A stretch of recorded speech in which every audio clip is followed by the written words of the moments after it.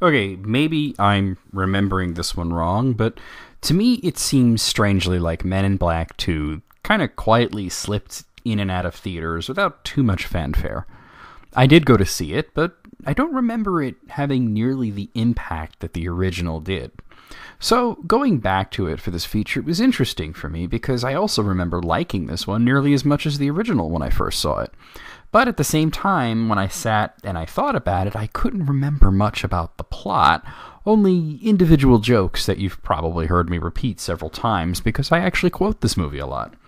So with Tommy Lee Jones's character Kay being neuralized at the end of the first film, it seemed that either they had no plans to make a sequel, or perhaps they planned to use Linda Fiorentino's character as the second agent for the sequel, which I think is probably the truth.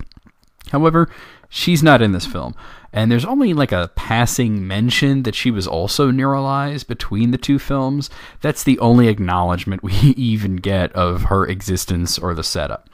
So my best guess is that with this idea falling through for whatever reason, they knew that they had to bring Tommy Lee Jones back, and this is probably also why this film is rather short and light on plot. Almost the entire thing revolves around his return. Now, Will Smith's character Jay starts with his partner being played by Patrick Warburton, but he doesn't last long as he's clearly not fit for the job. We get a sense early on that Jay is no rookie anymore, but is one of the most respected members of the Men in Black, and he's overworking himself. But we never get a reason why he refuses to take a break. The basic plot is, well, very basic. An alien named Serlina appears on Earth looking for something called the Light of Zartha, which confuses the Men in Black, since it shouldn't be on Earth at all. An alien princess asked them to keep it years ago, but they declared it was too dangerous to keep on the planet, and they ordered it gone. Now, Serlina is convinced that this was a spook, and the light never left the planet, and quickly and successfully infiltrates the Men in Black's headquarters to look for it. Jay is forced to find Kay, who now works in a post office, having lost the wife that he reconciled with in the first film, and get him deneuralized, which proves to be difficult when their headquarters are taken over. So they go to Jeeves and they use a less reputable method to get his memories back, which happens slowly. Now, the other character involved is Laura, played by Rosario Dawson, who was a witness to Serlina's return, but Jay doesn't neuralize her at the scene because she's purty. They slowly regain Kay's memory and storm Men in Black headquarters to defeat Serlina. So, the good news is I once again greatly enjoyed watching the movie because, like the first one, it's very funny. The jokes are great, both the ones that I remembered and the ones that I didn't remember, and a lot of it revolves around the fact that with Kay's memory being gone, now he's the rookie, so it switches up the dynamic between the two main characters. There's also many great Sight-Gags as well. The bad news, though, is I figured out why this movie was less memorable than the original, and that's because almost nothing happens. Instead of feeling like the second movie, it kind of feels like if there was a TV show based on Men in Black, a live-action one, and this is just an episode of it.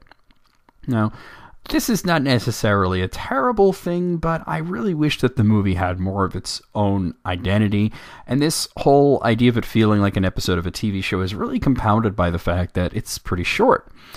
Now, the main villain, Serlina, played by Lara Flynn Boyle, yeah, she does nothing for me, nor does her obnoxious sidekick Scrad, who's played by Johnny Knoxville.